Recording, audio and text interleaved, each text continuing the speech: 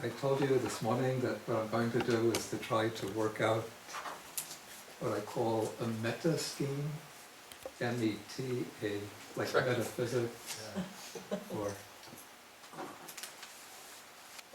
So let me leave this diagram a little like a mystical diagram without telling what the abbreviations mean, and instead start from a different perspective. And maybe I'll make this a little bit biographical. I think it's a biographical background which a number of you share. That is, I went to Sri Lanka to ordain as a monk in 1972. My first 5 years there, I was very happy as a traditional Orthodox Theravadan monk. Then I spent 5 years back in the United States, then went back to Sri Lanka, 1982, again to live there as a monk. Then as the years went by, maybe coming into the 1990s, mid-1990s going on, I began to feel this sort of, maybe you call it a cognitive dissonance, between trying to be a very orthodox, traditional Theravadan monk, at the same time recognizing that I'm a human being living within the contemporary world. And I came to be repeatedly struck by the clashes in worldview that one encounters between what one is indoctrinated or expected to accept as a monk or traditional religious follower, and dimensions of experience, of understanding that are opening up, that have opened up through the contemporary world and just don't provide a very comfortable fit with the type of understanding that one gains as a traditional Buddhist. And so I've come to something of an understanding that Dharma, Buddhism, to be really living, vitally important, to be a Dhamma that's alive and that blows open the mind. It has to be applied against the background of the period in history in which we're living, and directed not only to the great universal problems that all human beings face, but also directed to the special overarching problems of this historical period in which we're living. And so this began to affect certain transformations in my understanding of Dhamma or Buddhism. And I might compare this, just to use something of an analogy or a simile. It's a little bit like a software program, maybe say Microsoft Word, which will work on different versions of an operating system. So as the operating system changes and the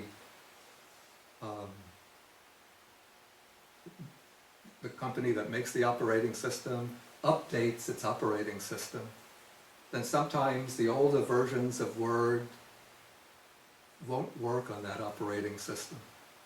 But the basic principles of Word are the same. But in order to get Word to work on the newer operating system, one needs an updated version of Word. So I'm not saying that the Dhamma as the essential principles are to be updated, but the way these principles are interpreted, the way they're understood, the way they're applied, has to be continually reinterpreted, and applied in accordance with those compelling, overwhelming needs of a particular historical, social, and cultural background in which the Dhamma finds itself. Otherwise, we find ourselves clinging to an archaic, traditional picture of the world, which clashes with contemporary modes of action, understanding, and communication. And now I've tried to develop my understanding against what I would call the evolution of human cultural forms through the ages.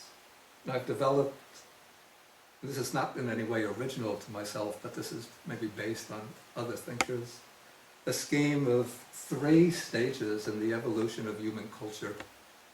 And each stage is extremely complex, and a particular stage might be realized more completely in certain parts of the world than in other parts of the world.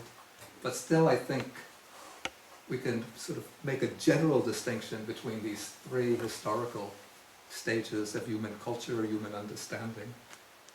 I call these the traditional, the modern, and the postmodern stages of cultural understanding. Okay, tradition. Yeah, I'd appreciate it if everybody who has phones, cell phones, would turn them off.